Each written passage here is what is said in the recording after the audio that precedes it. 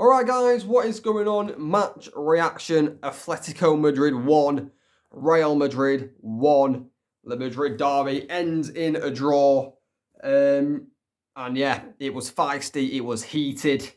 I think a draw is a fair result, to be honest, in the game. I don't think one team dominated the other team. There were very few chances created, if I'm being honest with you. In this game, it was quite flat for the majority of the game. I think a draw is a fair result. I think the first half was poor. It was a poor first half from both teams, really. Both teams were just flat. No, like literally barely any chances were created in that first half. It was a very, very poor game of football. Second half came to life a little bit though. And yeah, I think it's a good result for Atletico Madrid. I think they'll take a draw. Obviously, Real Madrid didn't have Kylian Mbappe tonight. I think if they would have had Mbappe, Real Madrid, they would have won the game because Kylian Mbappe can be that difference maker. But no, I think Vinicius was quiet, Rodrigo was quiet, Bellingham was quiet. I think for Atletico, you look at their big players, Griezmann was quiet. So the big players just couldn't really get into the game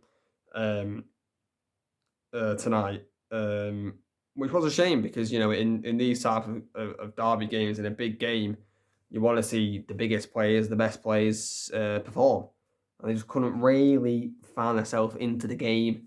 But let's talk about the goals and the incidents. I'm not going to talk about the first half. Literally nothing happened in the first half. If you're watching this game on replay, just skip the first half. I'm not joking because it was boring. Real Madrid take a 1-0 lead in the 64th minute. Eder Militao with a volley on the back post. It's actually a free kick to Real Madrid. And I actually think they catch Atletico Madrid napping and sleeping. Modric takes it quickly. Vinicius is on the left. Ball gets played to Vinicius. He then takes on, I think it's De Paul.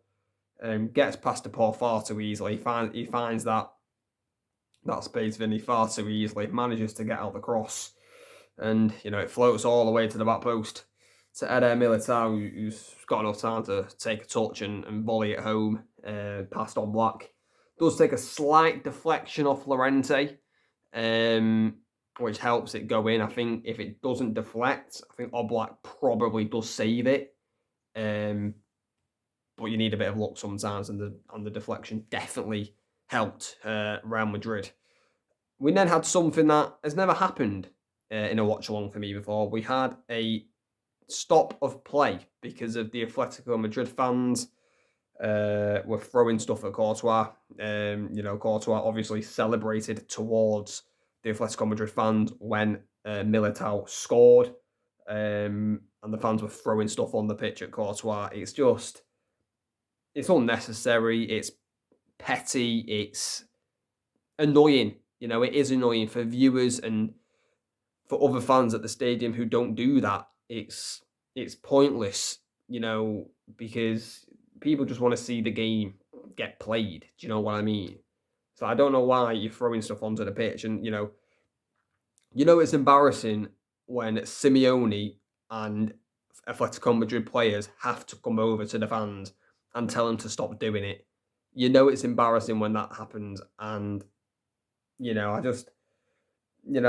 think this happens a lot in Spanish football. Obviously we know about the racism to like Vinicius Jr. and all that, but I'm not going to go down that road because I don't really know enough about it. But the fans do get very aggressive towards the players, and I think this is something that the Spanish, football need to look at, and I think need to control really, because it got out of hand, and we missed about 10 minutes of the game. Thankfully, the game resumed. And I actually really got into the game after that. I don't know why. That stopping play kind of made me eager to want to watch the match and finish it. And it was a very entertaining end of match. Real Madrid didn't really create many opportunities after that Militao goal. I think the only one I can really remember is the Endrick shot. Um, Real Madrid get on the break with Endrick, and he's running at the defender. The defender's by himself. Bellingham's he's bombing it on the left wing to try and keep up with Endrick, but Endrick takes a long shot from well outside.